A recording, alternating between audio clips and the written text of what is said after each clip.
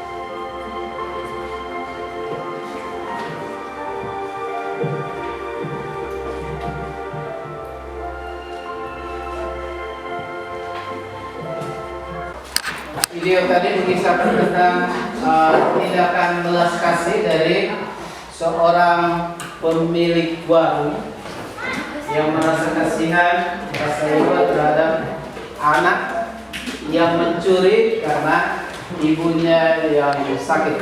Dia curi obat untuk ibunya yang sedang sakit. Untuk mendalami video tadi, membantu kita memahami materi Yesus yang berbelas kasih, kita sudah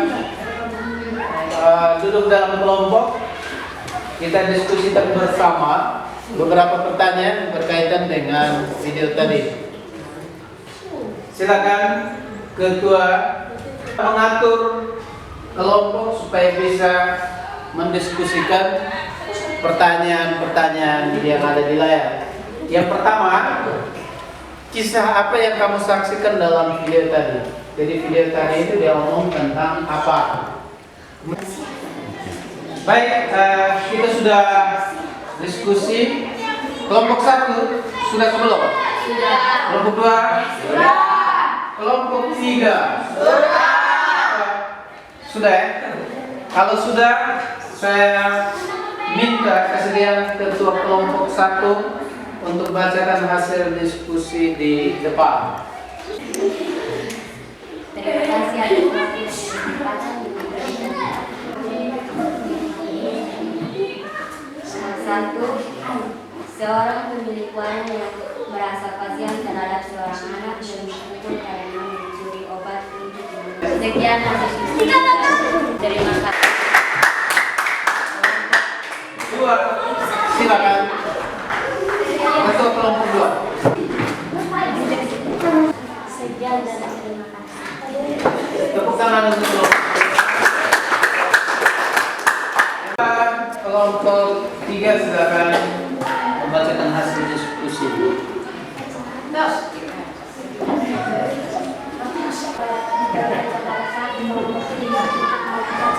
Hasil diskusi kami. Satu, seorang bapak yang merasa iba dan menolong anak yang sedang terpukul. Sudah suka membantu orang yang kesusahan. Sekian dari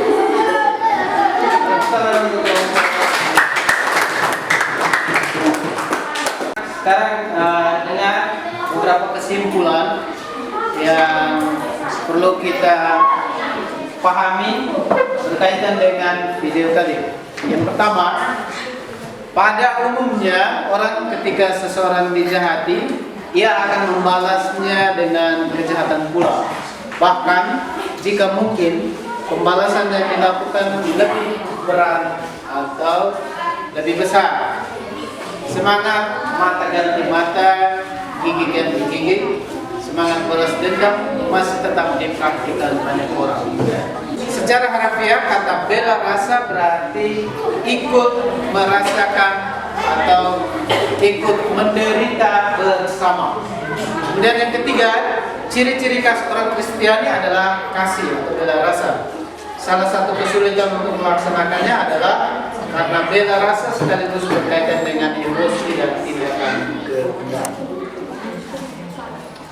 Mari kita dalami tema Yesus yang berbelas kasih dalam kitab suci. Ini kita baca atau dalami dalam kelompok.